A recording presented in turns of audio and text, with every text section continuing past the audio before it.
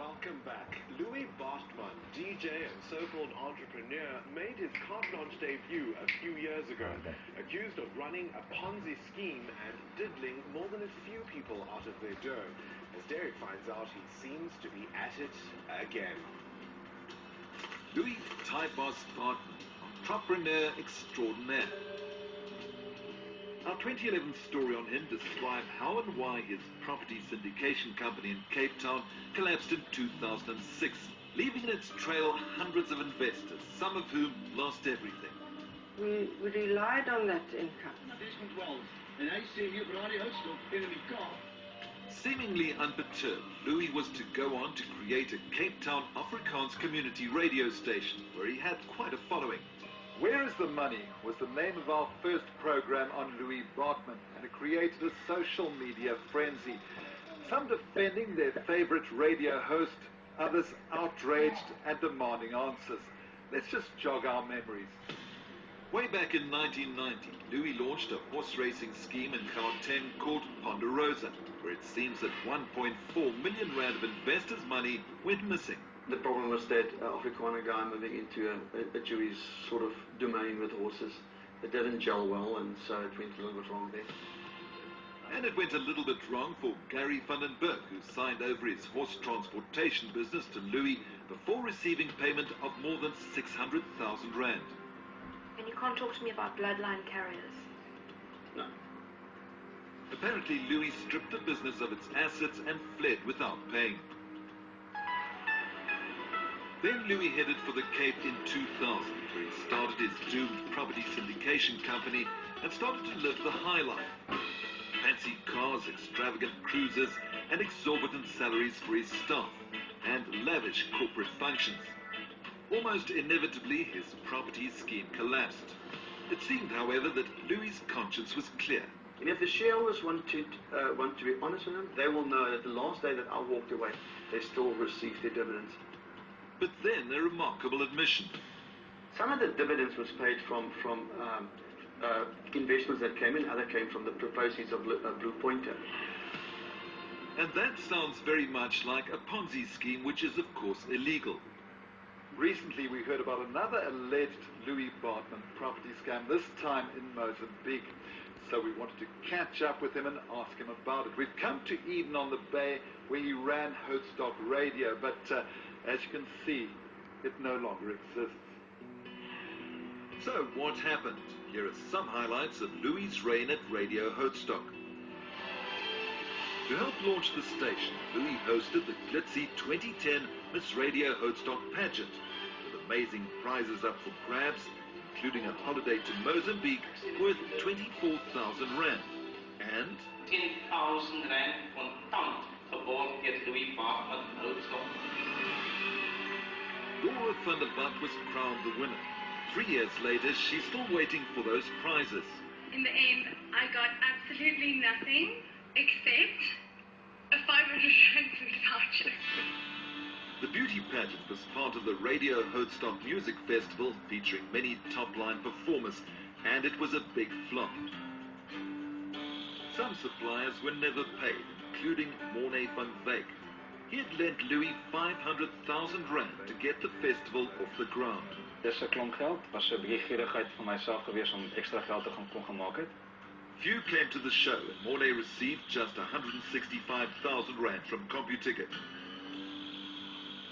But Louis had signed a contract saying that he would make up any shortfall, which turned out to be 335,000 rand. En ek het hom seker 'n stuk of 30 keer of 50 keer al hom gebel om te hoor wanneer gaan hy my betaal, en elke keer het hy 'n verskoning gehad. In one email exchange, Mornay begs Louis for his money to save his home. Louis replies, "Don't make your problems mine. It's not my fault that so few people came to the concert, and my conscience is clear." Mornay still hasn't been paid. The financial loss proved devastating to him and his wife. Whilst at Radio Hoodstock, Louis cooked up more schemes. In 2011, one woman paid Louis 250,000 rand for 20% shares into a scheme to help fund the radio station. She also lent him 50,000 rand for personal use. But Louis then emailed her and said that he was legally not able to sell shares, promised to pay her back at 10,000 rand a month, which hasn't happened. We met another person who surprisingly was also lured into one of Louis' schemes called Rich Rewards, a company to manage the station's broadcast license. I'm an attorney, I know the law, I've got more background in law than the lay people outside, and he convinced me, albeit with the use of a chartered accountant.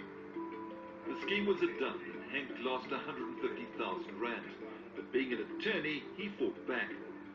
He came and he reached a settlement in terms of which we took over the company with a license. Louis lost his beloved broadcast license, and with media reports of presenters abandoning their microphones for not being paid, the final straw was when the station was evicted from Eden on the Bay for being 360,000 rand in arrears on rent. Adding to Louis' woes is a Facebook page especially devoted to him. It's called the Circus Chat, and its sole purpose is to monitor every single move he makes and to warn people of the dangers of doing business with him. Many contributors to the site are those who claim that they've been conned by Louis. We operate on the methodology of the famous worldwide decentralized activist group, Anonymous. Anonymous is an internet-based social movement which seeks mass awareness against what the organization perceives as corrupt entities, while attempting to remain anonymous. Frenette's story about a fundraising party gone wrong was featured on Circus Chat. We investigated their claims. Frenette had approached various radio stations in the hope that they would help her raise money for a new electric wheelchair. So she was delighted when Louis' girlfriend offered to use her own birthday party as a fundraiser.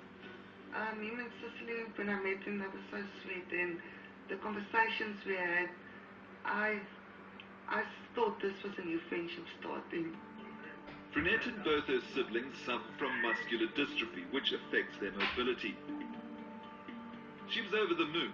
An electric chair would help Frenette to gain back some of her independence. About 160 guests paying 50 rand a ticket came to the party. Now, Louis was going to announce that night how much money had been raised. Yeah, he announced that we're going to count the money together, and before the night ends, we're going to tell everybody how much we made. That didn't happen. Louis and his girlfriend didn't purchase the wheelchair or hand over any money to Frenette. After the story appeared on Circus Chat, someone else came to the rescue and donated 7,200 rand for Frenette to make her dream purchase. Nothing escapes Circus Chat. It seems Louis' life is under constant scrutiny. Emma, what do you make of Circus Chat? I think it's such an interesting forum. We're seeing it more and more, activist profiles being set up. We asked social media expert Emma Sadlier about the impact of such a page. But it is invasive. I mean, Louis Baartman can't break wind without it being recorded. Facebook in Google search results comes up very high. So what's said on Facebook actually has a very public voice. So Louis' comments on his own Facebook page would be public. We learned that he was trying to sell timeshare in Mozambique. He wrote on the 8th of March on Facebook that he owns shares in a Mozambique holiday resort. Not so, says Circus Chat. Carte Blanche has established that he doesn't own any shares. Louis denied us an interview. We then interrupted a meeting between him and a possible buyer. Yeah, sick. How are you doing, Louis? No problem. Good to see you, man. Can I have a chat to you? Unfortunately not. I'm busy at the moment. Can I be honest, Louis? I want to give you a round of applause. A lot of people have accused you of fleecing them. We'd like to hear your story. Okay, I'll just finish this meeting and I might have a chat. We left Louis to finish his meeting. Outside, Louis wouldn't speak to us on camera. And we wanted to know about Circus Chat as well, eh? Since then, Louis said that he would only grant us an interview if it was attended by the administrator of Circus Chat. The administrator declined the invitation. Sure. Nothing seems to stick with Louis. Regarding his property syndication that collapsed, there were attempts to lay charges against him. The police said that each investor who lost money had to individually press charges. And civil claims won't achieve anything as Louis appears to be penniless.